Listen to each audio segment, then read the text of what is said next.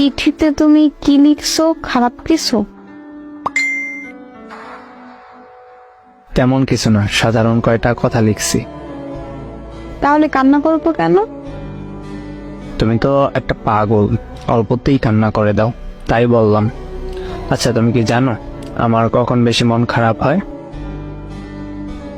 কখন? তোমার চোখে পানি দেখলে। খারাপ কিছু যে কান্না করব?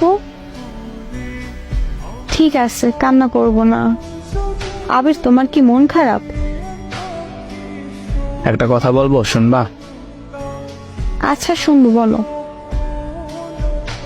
আজ শেষবারের মতো সেই গানটা শোনাবা?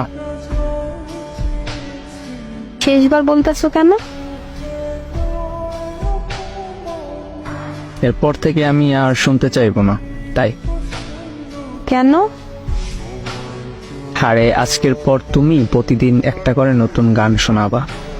এক গান কতদিন ভালো লাগে বলো? ও আচ্ছা। হ্যাঁ, মন খারাপ করবা না কখনো। মন খারাপ করব কেন? না, এমনিতেই আর কি বললাম। তোমার কি হয়েছে আমাকে বলো প্লিজ। আরে পাগলি, তেমন কিছু না। আচ্ছা শোনো, রাত অনেক হয়েছে, এবার ঘুমাও, আমারও ঘুম আসছে।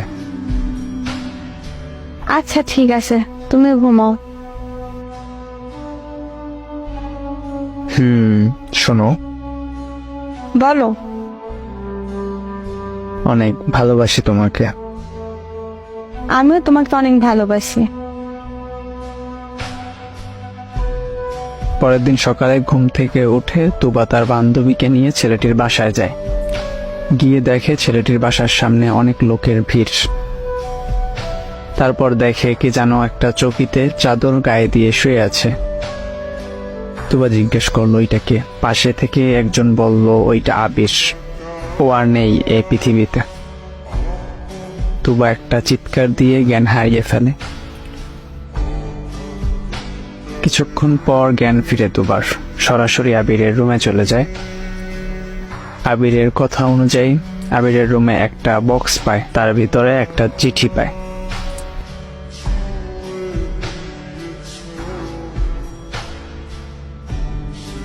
তুবা, আমি জানি তুমি কান্না করছো। তুমি তো জানো তোমার কান্না আমার সবচেয়ে বেশি কষ্ট দেয়। কান্না কইরো না প্লিজ। তুবা, তোমার মনে আছে একবার তুমি একটা শাড়ি পছন্দ করছিলা, হলুদ রঙের? কিন্তু তখন আমার কাছে টাকা ছিল মাত্র 1160 টাকা। তাই ওই শাড়িটা আমি তোমাকে কিনে দিতে পারিনি। শাড়িটার দাম ছিল 1850 টাকা। কাল আমার হাতে যখন টাকা পেলাম, তখনই তোমার সেই শাড়িটার কথা মনে পড়লো। অনেক খোঁজাখুঁজি করার পরে শাড়িটা পেলাম। দেখো, বক্সের ভিতর শাড়িটা প্যাকেট করা আছে। শাড়িটা পরো কিন্তু তুমি।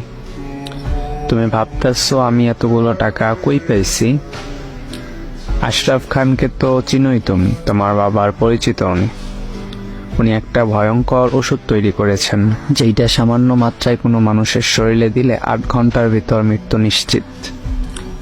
ওষুধটা পরীক্ষার জন্য আমি আমার শরীরটা দিয়েছি, তার বিনিময়ে আমাকে 10 লক্ষ টাকা দিছে। তুমি তো জানোই টাকার জন্য আমার বাবার অপারেশন হচ্ছে না। এখন বাবার অপারেশনটাও ঠিক মতো হয়ে যাবে। সারা জীবন তো তাদের বোঝা হয়েই কাটিয়ে দিলাম। এই একটা সুযোগ পেলাম কিছু করার, তাই আর কি। তবে তোমার অনেক কষ্ট হচ্ছে তাই না? জানো, তোমাকে নিয়ে স্বপ্ন ছিল সুন্দর একটা সংসার হবে আমাদের। আর দেখো, স্বার্থপরের মতো তোমাকে একা রেখে চলে আসলাম। তুমি আমাকে একদম মনে রাখবে না, বুঝলা?